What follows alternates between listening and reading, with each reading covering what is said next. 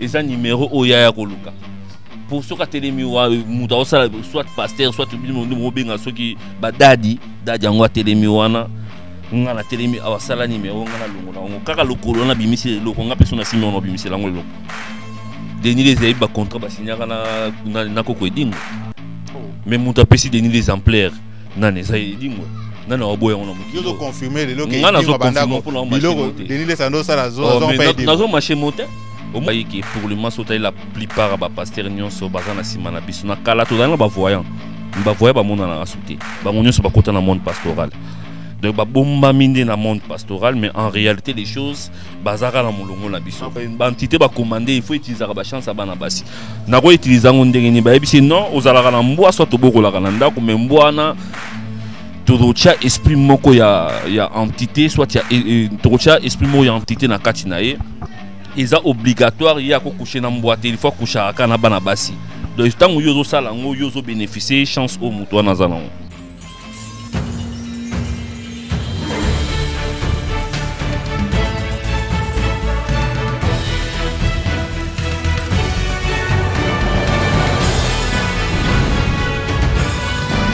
Voilà, un grand merci à tous les amis internautes partout dans le monde grâce à votre chaîne Top Africa Télévision. Merci na confiance bozo pesa biso na musala toujours continuer ko sala la bino na chaîne na bino bolinga mingi Top Africa Télévision comme je viens de le dire. Lelo toza na masole belé to koloba sur la spiritualité. Na linga to lobela thème moko oyo eza lelo à la mode. Et pas bande ko na biso o bazo benga lelo ba influenceur, hein? Ba influenceur mingi. O bazo sala succès na ba réseaux sociaux. Après un temps, peut que monde na ba vidéo bande ko circuler na ba réseaux sociaux qu'il y a d'autres influenceurs ba kendaka Dubaï. Biso ba ko coucher bango na ba mboa. Tout le monde ba vidéo zo moi jeune fille azo melisa mboa libele. Muso zo mona jeune fille na mboa bazo sala hein bazo coucher na mboa. Qu'est-ce qui se passe réellement? Pratique ou en conséquence na ngoza nini? Est-ce que quand pour na succès faut ça la pratique ou on tout mona? Ya autre linga lelo to bela Michel lelo avec un grand guide spirituel ya mboka na biso ezali ba benga bi ko plus 1000 esprits. Nende mtako expliquer biso d'abord réalité ya situation na ya terrain wana. Biloko wana zo utawa. Est-ce que ça ba secte moko wuti na étranger ye na mboka na biso? Est-ce que ça biloko ba féticheur na mboka na biso quand bazo sala yango? Ou bien ezanini? Alors sans plus tarder na ko yamba invité na ngai. Bonjour maître Mille Esprit. Bonjour JR de la presse. Bonne santé. On santé vraiment très bien. Et c'est plaisir que ça nous a plateau na biso lelo. On a peine un sentiment makasi vraiment. Alors, maître Mille Esprit, aux a connaissance spirituelle, aux a guide spirituel. La linga qui to solo la ebele par rapport ya bande ko na biso o lelo bazo kota bazo sala ba pratique spirituelle par-ci par-là. Bazo ke nego simba ba place mususu to ko tanga komboto to ebiti. Mais réalité zanene to komi ko mona lelo surtout ba fille hein? Moi ça zo coucher na mboa, moi ça zo melisa mboa. Il y a d'autres personnes qui disent ils allaient ba sexe au ba koti pour na succès, pour na ba faire, pour ba voyager ba kende Dubaï, pas zo mbongo, pour linga mobile ya mbongo ebele. Faut tant soit coucher na mboa ou be soit fois melisa mboa. Yo za na connaissance spirituelle. Lecture nous ça par rapport à la pratique wana. Oui, exactement ba secte ni ozolobela omoni na temps otokomi tokomoko ma déjà pembeni ya suka. Alors, ezana biloko ebele zaki ya ko bon maman na miniche ko mobi mande na mpoisa. Donc, ezate ke bandi mikolo mais banda déjà depuis kala. Donc pratique à kala. Oui, ezali à kala mais pour le moment que motonyon soit na posa à la mode, ya ngozo mona que pour le moment ko mobi na visibilité boy. C'est un peu ça. On a ba fille bazo coucher na ba mboa, bazo coucher na bazo melisa ba mboa ba bele. Parce que problème ezani ni conséquences ezani na ba pratique wana. Yo en tant que guide spirituel ko conseiller ba fille nini. Oh bisu peut-être ba na posa. Ya ko boiter les pailler pe ba mona a rouleta mususu na ketch, a rouleta mususu na marque X, a rouleta mususu na RAV4 nouveau modèle. Face à la pratique ande on a pas zo mbongo. mais eza bozangi boyebi ya liboso parce que ebele bazosala yango aza na mposa bapesa mbongo mais mutu oyo akoengage bango na mosala wana ye nde mutu aobénéficie na bachance oyo ya bango. Donc ye akozwa ne fiske moi quelque chose mais chance no nyonso eza te yo mutu osala yango ye mutu oyo nde apesi yo kopo wana ye nde mutu aosala yango. Donc na ngala mpe na ngala obenga yango eza bozangi ya liboso boyebi. Donc une fois déjà osala yango na ndenge yaki logique yaki bomoto boye nyama koyi kokushe na mutu te parce que bamaladi bainconvénient mpe eza ebele mais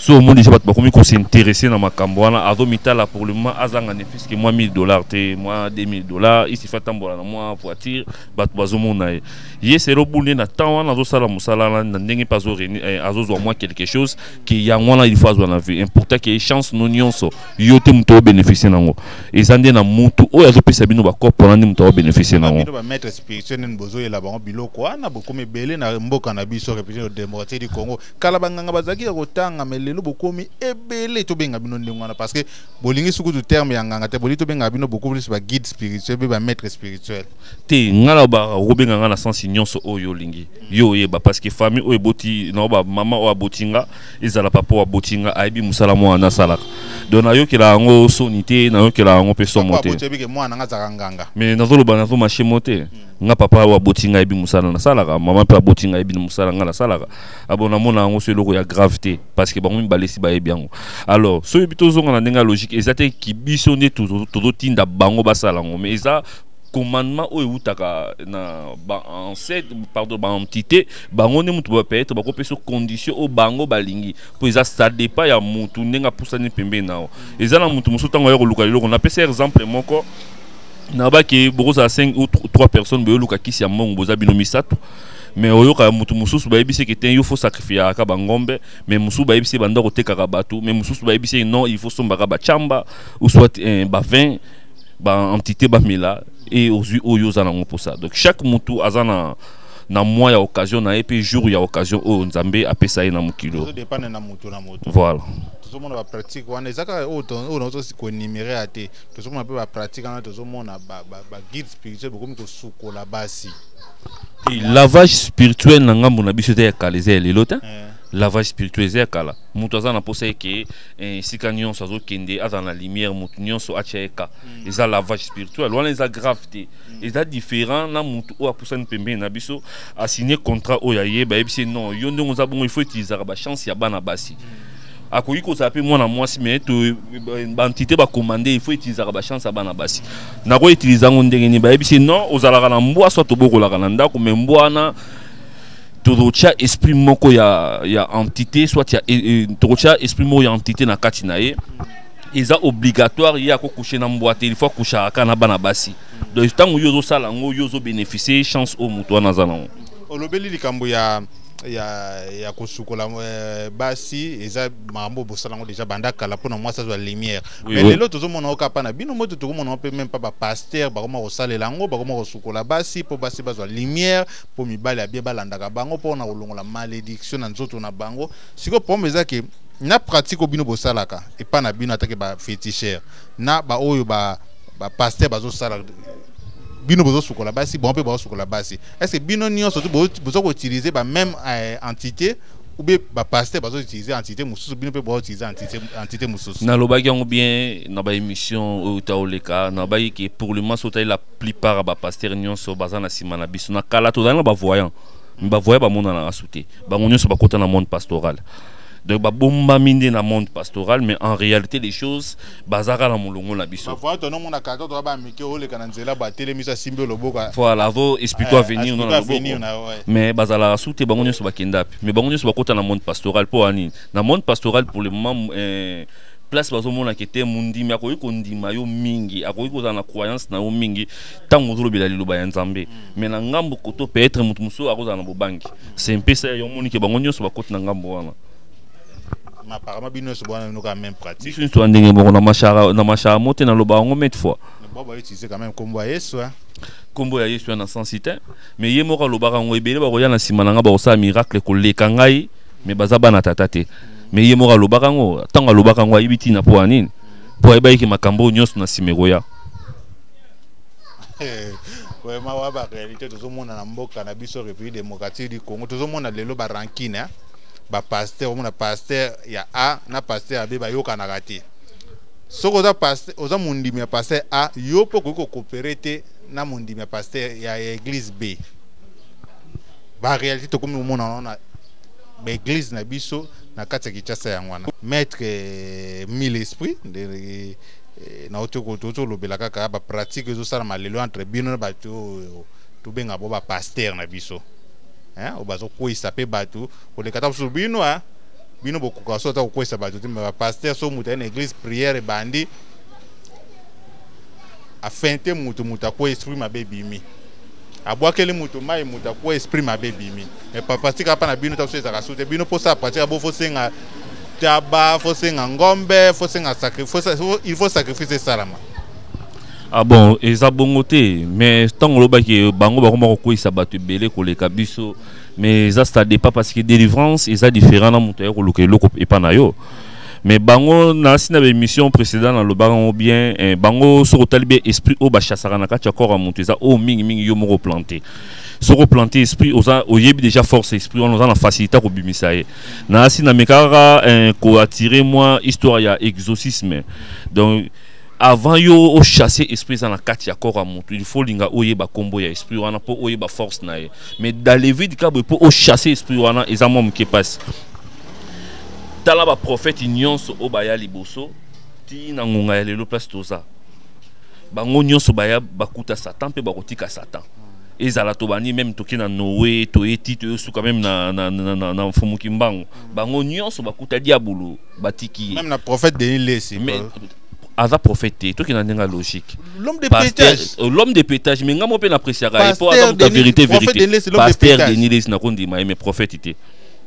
pour nani parce que na tangu ya kala avant Nzambe atinda prophète bando tinda ka messager na ye avant prophète aya na mokili fo Nzambe atinda messager mais na tant Nzambe atinda so messager te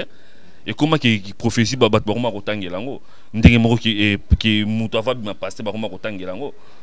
mais pourtant avant za la pasteur ezate qu'il faut ota ozwila ngo ko non il faut Nzambe nde abenga yo kingonga le ko ke lango ko te ayeza ki ka appel à Nzambe ya ngwana koma osalela ngo ha osasi Denis les ayi ba contrat ba signaka na koko edingo mais muto apesi Denis les exemplaires nane za edingo nana oboya on a mukilo yo confirmer le loke ngana zo confirmer pour na biloko Denis les ando sala zo pa edingo nazo marché monter au monter dingo même tina ba martyr edingo a fula Denis les si tu as nommé Denis c'est ça la pleine à martyr wana ateka la biso na ba jeton hein ateka la biso ba jeton na stade de martyr ngo biloko ya eza koko edi mutafula ye na ndenge ya logique eza koko edi mutafula ye donaki ye mo la ki boye rien au monde a raté des patons sa martyr ti siko agangela angoka eza pe na mutu musuta ko sala beka musiona parce que batu musu ba comment comprendre na mukili pour le moment ndenge tout le monde pe ba mission profane de belene tout ça pour le moment pour mon amuta beta martyr ton sango ça passe pour ba combien belé trop et si kanyon so ba connaisseur ceux connaisseurs azam bazami qui est fitness à la raté fitness ils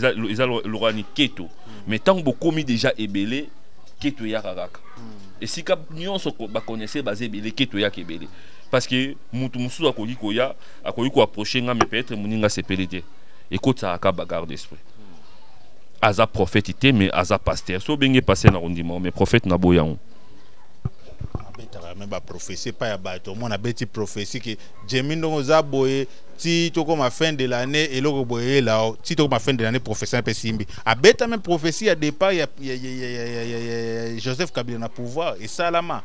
a beta même prophétie ya RDC aux allait éliminer au ba féticher belé ba leka na plateau na biso RDC aux allait qualifier contre Maroc mais Denis sa beta pour prophétie que RDC aux allait éliminer RDC peut éliminer ils a pouvoir à troisième œil a serviteur à bafome l'ora grave na on a les atteint bafome ndena mettons on va bafome bat musuba bengi na komba Asmod bat musuba bengi na kombo ya Benzboul et ba musuba bengi na komba Lucifer ba musuba bengi na komba Ange de lumière à ce temps et en plus na temps o ya zuli bosa bafome na confiance o apesa bafome mona mutu fo vima fa nezaye et l'ora grave na mona ranezate na sepela rane po azalaka hypocrite Au moni pasteur na biso pour le moment ebele ba koma ko mona net ka ke bango ba santu. Mais sur voyager dans pays étranger, exemple toi qui nous aux États-Unis, sur tali pasteur azoté ya bien lox. Mais ils ala raté, bima mo santu. Mais pourtant Nzambe pasteur linga bi sa apparence moko ya logique ya mutu moko ya calme. Ya mutu moko ya calme mais azoluka miracle. Important miracle les aki bon Nzambe te. Mutu place miracle les ali na bandela koloba mo wana mingi place miracle les ali za place mutu azwaka délivrance cité Nzambe asalaka na butu Nzambe asalaka na robani Nzambe so kazo sala mutu akoki ko mona bikamu sa Nzambe te mais o nyonso bimaka na poisa boy mutu azo mona ngo c'est que il faut oleka na ngambo ba forme sans ange de lumière ko beto ko sa numéro te o mutu nyonso mona ngo numéro o nyonso mona ba passer ba osala eze ngambo na biso oui, ça a été na Congo ba pasteur au plus bas ça na bonzambe nyonso tout na betela ko lisolo to mona muto ba obisa mutu ngolo na lokolo ngolo bimi na lokolo biso to moni ya na kalabilo bimisi ligoro de bimi na kalabilo ko wana est-ce que zalaka est-ce que bato ndoko zo guérison te muna mutana bato bandoko zo guérison na temps wana na appel na église de réveil tant façon nzamba zo salela non nzamba salaka na lolenge oya lingi mais oyitangami numéro nzambe ayapte pour apprendre mutu numéro non lo ba des inspirations divines Saint-Esprit inspiré que logo moko de dans lokola mutu fo longola kwa bimisa ngolo bimi eza ya ngambu na biso na bandela koloba ngo chaque fois wana eza ya ngambu na biso eza ya ngambu na bango te eza numéro oya ya koluka pour ceux qui télémi wa muta osala soit pasteur soit bino benga soki ba dadi yango télémi wana ngana télémi awasala numéro ngana longola ngo kaka lokolo na bimisi lokonga personne simi on bimisi lango loko comment ça na minute wana ka kosala prière azwa bimisi loko na kati ya kora mu na minute wana kaka bino moko bozana omona ngapi na kosala ngona bimisa ngo spectacle les aki bonzambe te. Et pardon, miracle les aki bonzambe te ndena ya pa na biso ba guide spirituel spectacle les amusalate ba te bele ba sala spectacle mais sur memeli bango travail na logique boy ba musalate ndenge mo total ba quartier ils ont ba quartier féticheur tout ça ba quartier au bazar uniquement pour un spectacle le roi soto zuye dit aza quartier féticheur malgré tout akena vraiment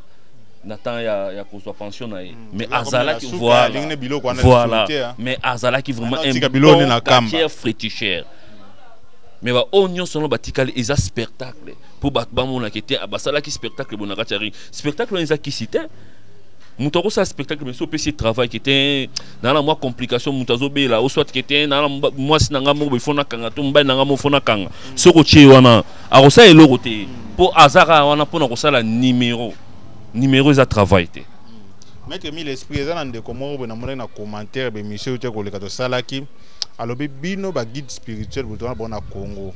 bino ba féticheur to na bona Congo tozo mona ya mindele bazo travailler pour na développement ya mboka na bango mais bino mboka rien ne marche makambo zo simba te pona nini bozo mema développement te pona mboka na biso mundela osala kindoki na osala bakisi na pona développement ya mboka na asali téléphone portable asali avion asali biloka minene mais bino bozo ko apporter nini pona développement ya société premièrement nako yamba mutu ana pour sa porte mon so tana pour sa kisi mbongo so ka zuanga créer moi petite entreprise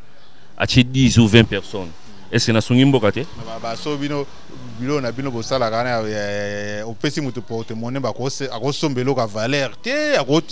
akotonga nango te akosomba lupango te c'est ça ndeto yoka mensonge soki za bongo ngamo siko tozo na ngambo na ngamo pour ngamo fona dans l'exemplaire na mutu onga na osela musala siko comment c'est fait tinga na sombango ya na sens te mutu mususu akopusa na pembe na yo azu porte-monnaie o ya relango pour ça bandi ko travailler na porte-monnaie mais azat diveriste azat mutu mo vrai ambianceur chaque jour aux par exemple $1000 o yebi kete bi marlango ya chaque jour les locaux à lobby pour après avoir tant contrat d'ailleurs aussi lobby qui a un bon voilà parce que là on est le côté les bien malaki mais ça quand attend moi limité au bon et on oublie mais là on est contrat so pour une pembe nanga tout dans le contrat 6 mois une année 6 mois 2 ans 3 ans tina 5 ans mais na linga copé ça mon contrat 50 même au bio même na bina même on a côté lumière sous caprice tant comme on a 5 ans côté noir et sona kama casse pour 8 ans mon laï trop et on toujours Elia et qu'on y a inconsciemment et les pe mutu na famille yo moko yebita amona noko akufa ka boza liwa ki bonzambe mais peut-être na ngamu na biso nde bazwaki le biloko wana er mo zo rappel bat na famille sans que yo moko mutu zaki biloko wana mais sur aux ablés carrément il faut okuta nango na mukili oyo camarade ya nzamba za la raté et camarade ya Benzboul ou soit bafo mais azate na mukili oyo nzamba za la rapire mutu te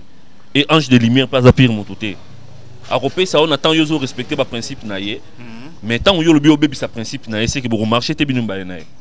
il faut respecter oyo ya kokuta pour ozwa oyo za nango pour ça mais ceux qui ont respecté te oyo ya kokuta c'est que ozwa pe inconvénient na oyo za nango pour ça vraiment alors tout monde a lelo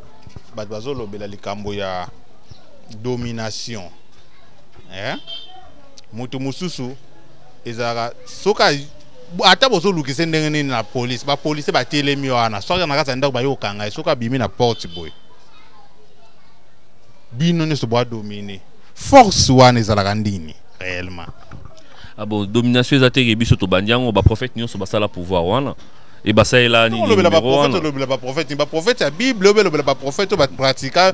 ça na ba musala mo non dans le prophète o ya Bible Jésus atika batu ki diba eza pouvoir à domination mais na Bible ba comment c'est écrit Jésus atangate mais sur aucun livre sacré o ya Coran o ya okuta ni prière o Jésus atanga pratika batu nyonso ki diba va boire pour batinika eza na prière o ya tanga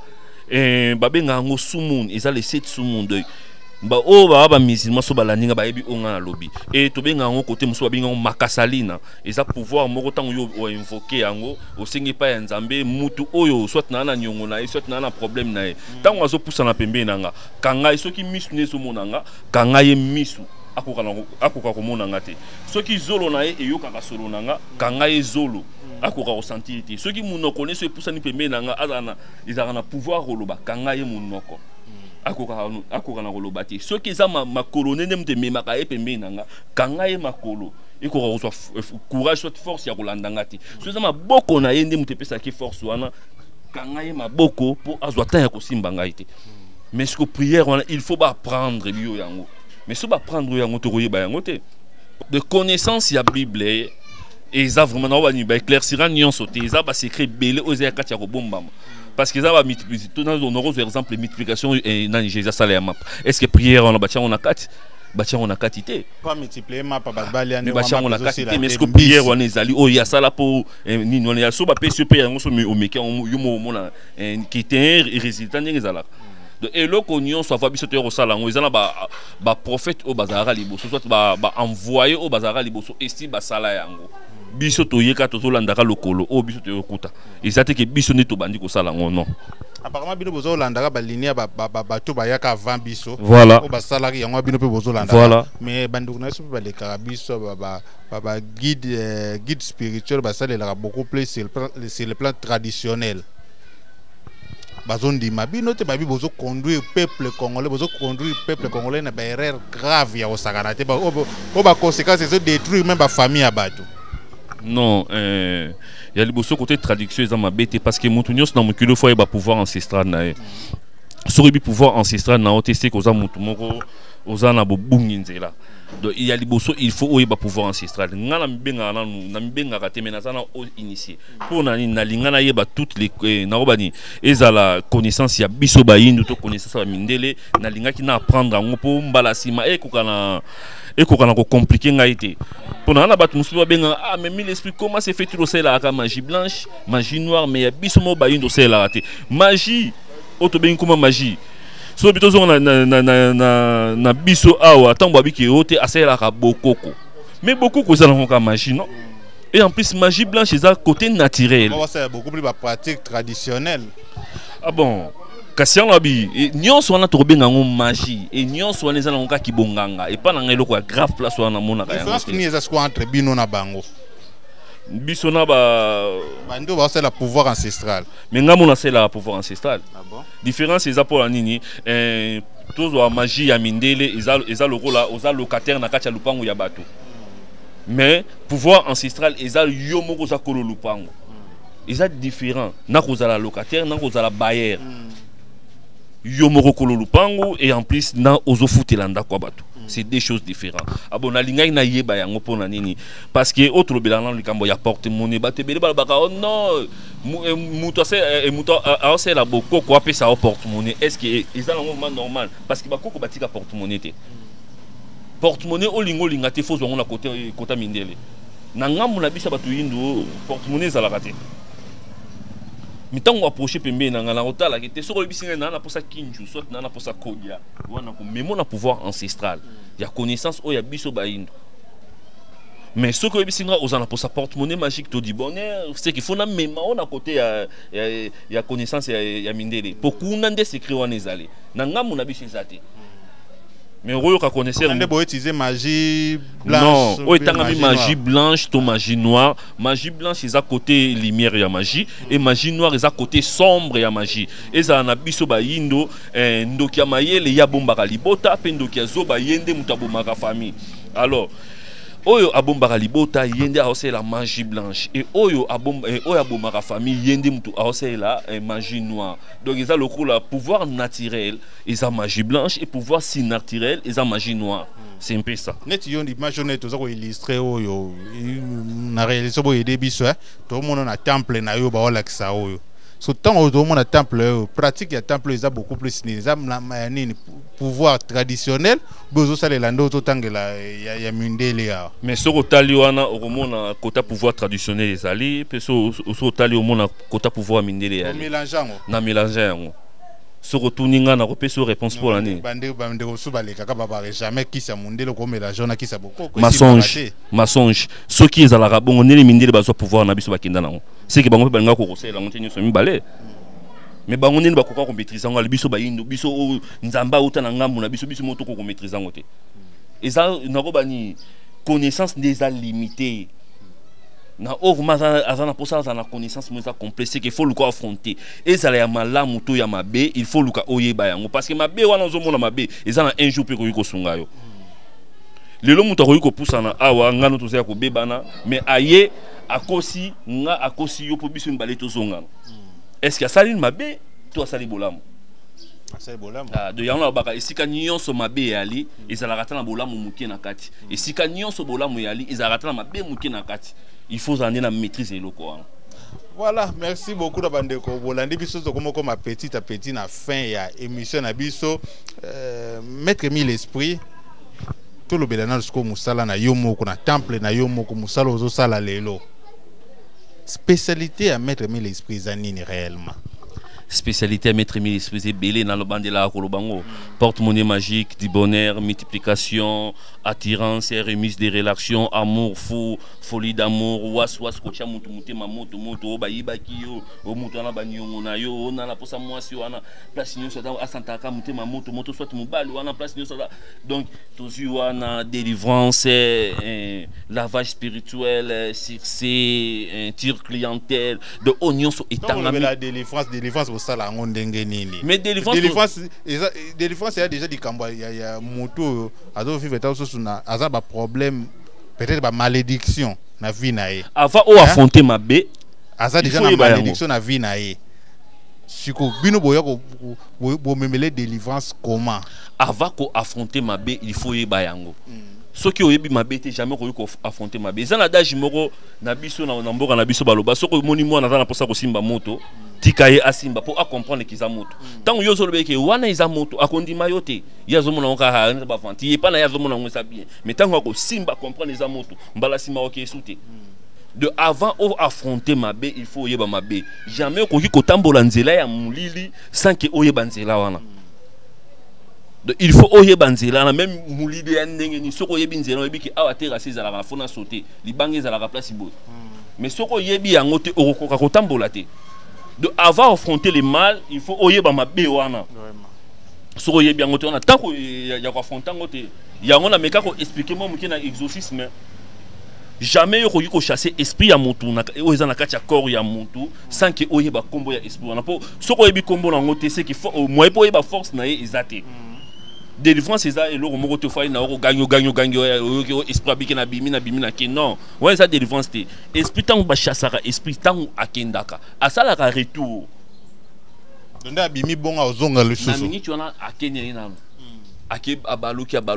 face à la retour avant azonga la mutu oyo sala ki délivrance abana ne pas na yo bandaki bande ko sala délivrance wana et ce que vous avez quand même munition vous avez une force tant au bando sala délivrance et que vous avez la protection te na munition wana carrément retour et betao mais ce qui a okutao déjà qui était yo mo za ko lenda akolinga azonga lisusu pa ya mutu oyo oyo osala ki délivrance alors mutu oyo osala ki délivrance tant yo kolinga bimbisa esprit wana ya mabeza ikati na il faut luka esprit o mususu ya malamu faut remplacer na kati ya corps wana pour esprit na so yé et ya okuta na esprit wana pour avoir force ya contacter. Alors, une fois déjà, yo sali déjà loko wana. Ce qui a monique avant déjà esprit mo est supérieur ya o bengana ki wana. Ma faut tia siko esprit est supérieur de na côté lumière. Pour sombre mulili na polé et sangana yo kana kati. Donc, une fois déjà au sali et loko wana ako eko simba les sous mais ce qui aye ayeko kuta ke délivrance ngo sala ki après avoir espoir neke ouais, bon, au tiki n'aura moutouana, bon, autant à beti moto à rolinga ça la retour. Alors, pourtant, retour au esprit et ça la ranaga, tu as encore à la fois 7. Raisonner aux en a 7 démons et que 7 démons là, bah, chasser en haut, retour en haut à fois 7. Donc, comme on a déjà 49. Pour rolinga sous aya malimbete. À rolinga aya la force, mon gros beau, moutou à quoi convaincre yote. Il marche à bon. Voilà, merci beaucoup Nabandeko. Bolandi biso to comme na suka ya émission na biso. Mutino soto ko na besoin de contacter Maître Mille Esprit, Maître Mille Esprit ce groupe sa numéro na bateau balandi yo. Pour besoin pour ça contacter yo. Oui, numéro na ngeza plus 243 85 57 66 100. Plus 243 85 57 66 100. De une fois bengi ngamuro Maître Mille Esprit no yamba bino. Numéro les alaka en ligne 24/24 ou bien on appelle normal sur WhatsApp non ngamona zana no yamba bino. Merci beaucoup na bandeko Bolandi biso o pas na besoin de participer na émission numéro na biso yango affiché au bas de vos écrans ko benga biso ko biso à tout moment et zappé na WhatsApp. Merci à toute l'équipe de Top Africa Télévision pour accompagner biso. Bonnie Esteban derrière la caméra et puis na assistance il y a Jamie Chibango 00 km qui est déjà de retour sur Top Africa Télévision. Merci à toi aussi, Tania Mavambo, là où tu es. Merci à Peggy Walungwa, à Mardoche Mouteba, Israël Kaloubi, toute l'équipe de Top Africa Télévision. À la prochaine. Bye.